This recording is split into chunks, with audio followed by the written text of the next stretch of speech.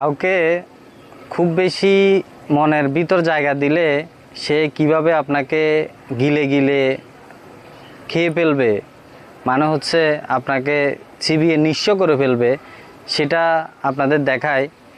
এটা হচ্ছে একটা পাওর গাছ। যদি আপনি একটু উপরের দিকে দেখেন, দেখছেন এটা দেখতে অনেকটা বট গাছের মতো, আবার কিছু বিচি আছে।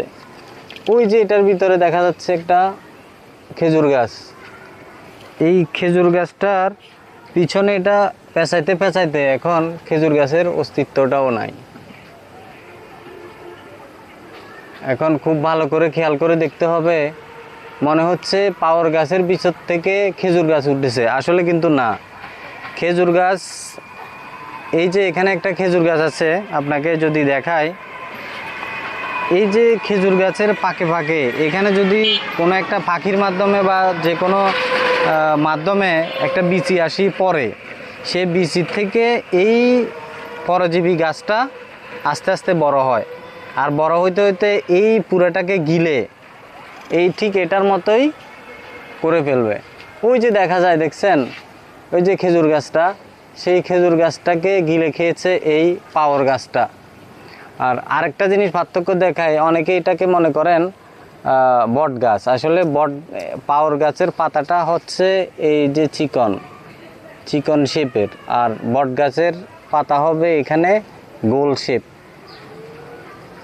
না হলে দেখতে কিন্তু দুইটা অনেকটা একই রকম, মানে বট গাছ এবং হচ্ছে পাওয়ার গাছ। তো এই ধরনের আরও কিছু পরজীবী গাছ আছে যারা অন্যের মধ্যে বাসা বাঁধে, এবং একটা সময় সেই মাতৃ গাছটা যার আশ্রয়ে ছিল সেই পুরা গাছটাকেই সে গিলে খায়, এবং পরবর্তীতে যার কাছে সে আশ্রিত হয়েছে সেই গাছটাই মরে যায়। ওই যে এখন খেজুর গাছটা দেখা যাচ্ছে একদম জীর্ণ শীর্ণ, মনে হচ্ছে আর অল্প কিছুদিন সেটা টিকে থাকবে, কিন্তু এই গাছটা দেখেন অনেক হৃষ্টপুষ্ট হয়ে গেছে, এবং এটাই তার ভিতরে নিজেকে অবস্থান করে ফেলছে। তো ধন্যবাদ, ভালো থাকবেন, আমার চ্যানেলটি সাবস্ক্রাইব করবেন এবং নতুন নতুন ভিডিও আপনাদের উপহার দেব।